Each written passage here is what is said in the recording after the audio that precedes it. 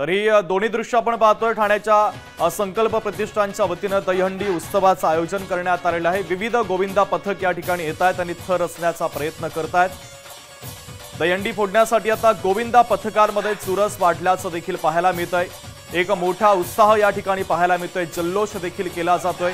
राम कदम यांची ही पहिली दहीहंडी घाटकोपरमधील आपण पाहतोय। दुसरी संकल्प प्रतिष्ठानची मानाची दहीहंडी ठाण्यातील। या दोन्ही दहीहंडीचं हे थेट आणि लाईव्ह प्रक्षेपण लोकशाही मराठीच्या माध्यमातून आपण पाहतोय।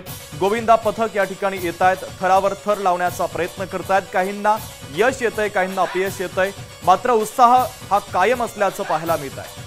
हजारोंच्या संख्येने जमलेली गर्दी आणि नृत्याचा देखील ठेका आपण पाहतोय। घाटकोपरमध्ये राम कदम यांच्या वतीने दरवर्षी या दहीहंडी महोत्सवाचं आयोजन केलं जातं, तर तिकडे संकल्प प्रतिष्ठानच्या वतीने देखील मोठा उत्साह दहीहंडीचा पाहायला मिळतो।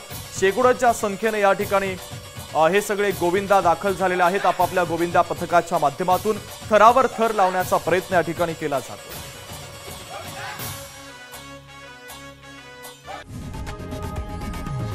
लोकशाही मराठी ऐका, पहा, जागरूक रहा।